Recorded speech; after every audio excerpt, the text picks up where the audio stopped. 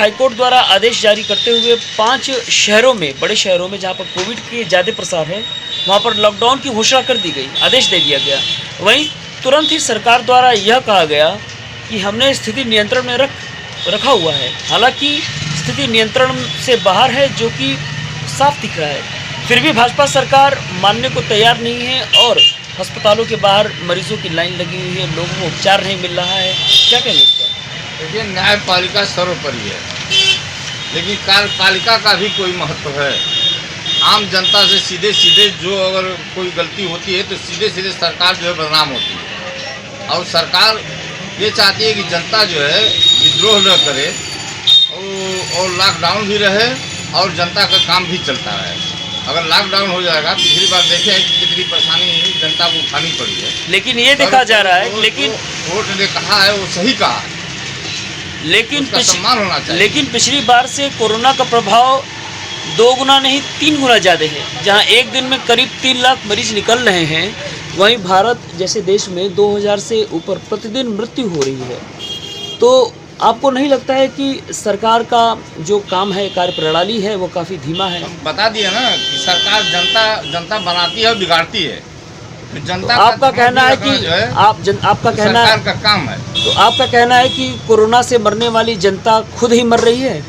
बिल्कुल। अभी सरकार ने जो पिछली बार जो लॉकडाउन किया था, मैं समझता हूँ कि 90% लोग उसका पालन नहीं करते थे। अब कुछ लोग आज भी नहीं कर रहे हैं। 2 बूंद जिंदगी के कुछ ऐसे लोग हैं जो 2 बूंद जिंदगी के ये भी किसी बच्चों को नहीं पिलाए। तो और उसी तरह से इस कोरोना को भी बहुत लोग अभी नहीं मान रहे हैं।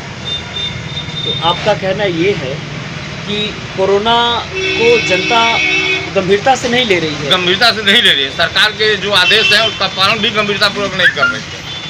तो इसका मतलब ये हुआ कि हाईकोर्ट का जो दिशा निर्देश था, जो आदेश था, वह एक मिथ्या थी, वह एक गलत आदेश था। नहीं, बिल्कुल। तो हाईकोर्ट तो कह रही है ना कि जो कहा है, हाईकोर्ट तो कह रही है कि सरकार इस पर गंभीर नहीं है, सरकार की काम जो है कि पर्याप्त नहीं है। सरकार तो गंभीर है जी, न्यायपालिका की बात मान रही है, लेकिन जनता का ध्यान रख रही है कि जनता कहीं ऐसा ना हो कि आंदोलित हो जा, आंदोलन करना शुरू कर दे। ऐसा तो नहीं कि 2022 के चुनाव के मद्देनजर सरकार काफी सही कदम उठाते हुए लोगों को मरने के लिए छोड़ रही है? क्योंकि अगर देखा जाए तो बंगाल चुनाव में इतनी बड़ी बड़ी रैलियां हो रही है, जहां पर लाखों की संख्या में हुजूम जुटाया जा रहा है, जिसकी जिम्मेदारी ना ही भारतीय जनता पार्टी के राष्ट्रीय अध्यक्ष ने ली, ना ही प्रधानमंत्री और गृह मंत्री ने।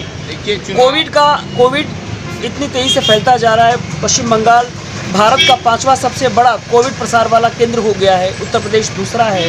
इस पर सरकार का ये कदम आपको ढीला नहीं लगता? देखिए, सरकार जो है ये संक्रमण किसको पकड़ लेगा कोई ठीक नहीं है। अब जैसे बंगाल में चुनाव हुआ, इतनी भीड़ हुई, लेकिन वहाँ भयावह स्थिति। आपको क्या लगता है कि उत्तर प्रदेश में हो रहे पंचायत चुनाव के मद्देनजर और ऊपर से कोरोना का दूसरा सबसे बड़ा एपिक सेंटर बनते हुए यहाँ पर पंचायत चुनाव कराई जा रही हैं?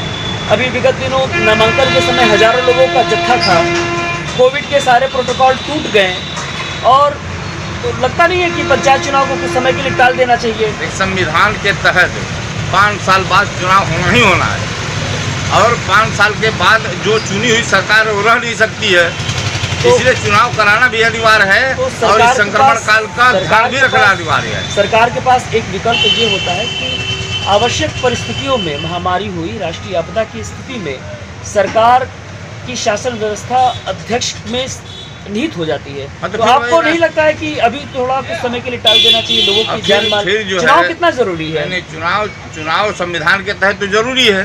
तो संविधान को राष्ट्रपति शासन लागू आप कर नहीं सकते हैं, इसलिए कि 5 साल बाद चुनाव जरूरी है, और सरकार का कराना है, कर्तव्य है कि 5 साल के बाद चुनाव करावे, भले लोग मर जाए। नहीं, मरने की बात नहीं है। सरकार तो पूरी ध्यान दे रही है इस संक्रमण काल में, ऐसा नहीं है।